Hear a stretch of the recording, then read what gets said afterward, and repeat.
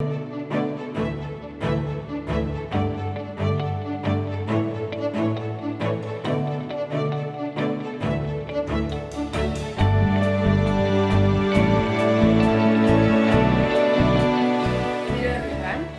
أهلا وسهلا.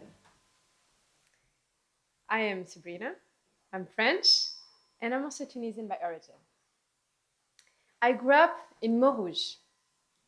It is in my city that a lady officer was shot dead 2 years ago during the Charlie Hebdo attacks. It is in my street that the terrorists, after the Paris massacre, disposed of an explosive belt. Right where I lived, right where I played. It is not a far stretch to think that this city is one of these tough ghettos that you see on TV.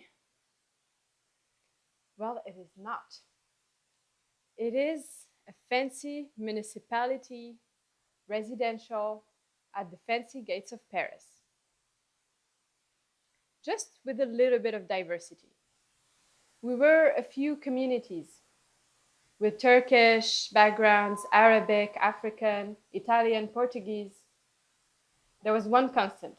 We were all treated the same, like we did not belong there. You see, the problem is not with diversity. It is never the problem.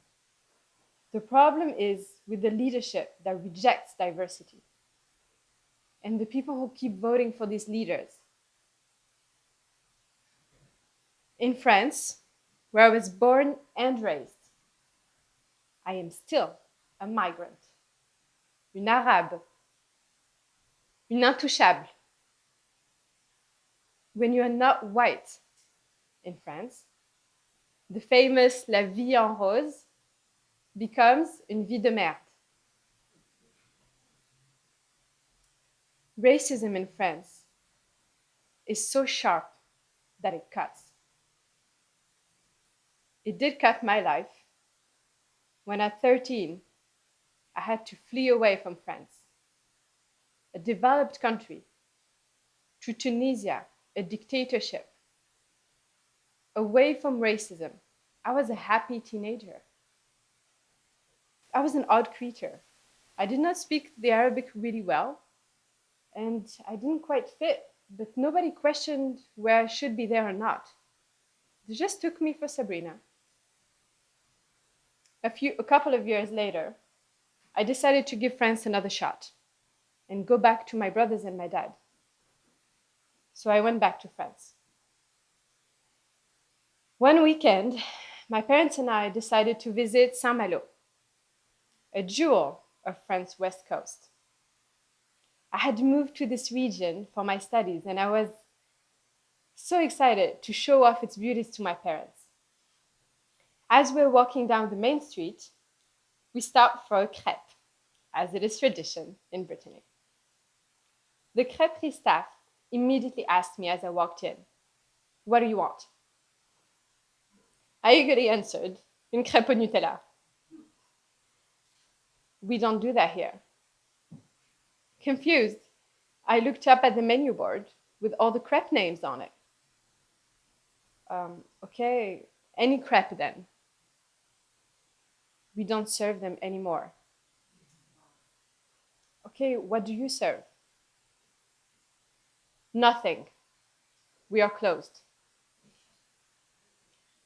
I looked around at the other customers, sitting and eating with their families.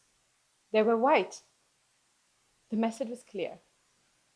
I turned around, only to catch a glimpse of my mother's pink veil as she was walking out the door, head down. That's one weekend. Monday is another story. Tuesday also. We don't get a break. And these stories that chip away at my dignity and at my value never stop. They stay with me. But there's something most people fail to understand, is that these stories are not just about me. They say something about all of us. These stories say as much about me than about the rest of society. Rejection and lack of integration, marginalization, is the main factor that leads to violent extremism. In short, rejecting a kid from society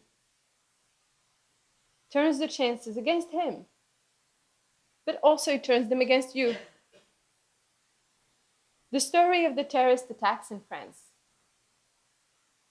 We all suffered. And these stories are not about a couple of kids gone bad. It is about a society that allowed for years and years of marginalization. It is about the injustice and the inequality every weekend, every Monday, all the way through Friday. It is for the government that allowed for it and pretend not to hear our calls for help from the marginalized communities.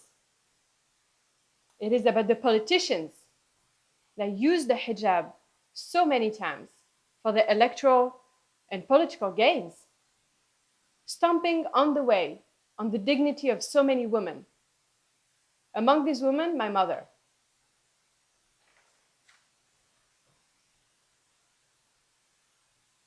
The Paris massacre are the result of the social policies that aim at tolerance, thinking that it's anything more than passive rejection.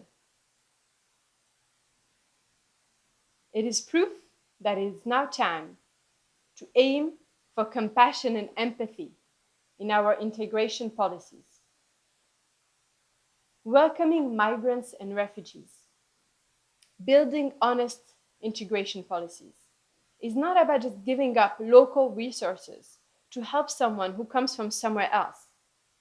It is a win-win strategy. It is about investing in our future. It is about building unity in our diverse society. So let's drop the electoral games and drive the attention away from the hijab and the niqab and whatever else veil they try to grab for the electoral purposes, and put the spotlight on how it would help our national productivity if we would solidly condemn racism at the workplace. Wouldn't that help for employment? Let's invite all diverse parts of our society around one table, one advisory council on diversity and integration policies. Let's create bridges between communities by treating the others like we would like to be treated. Thank you.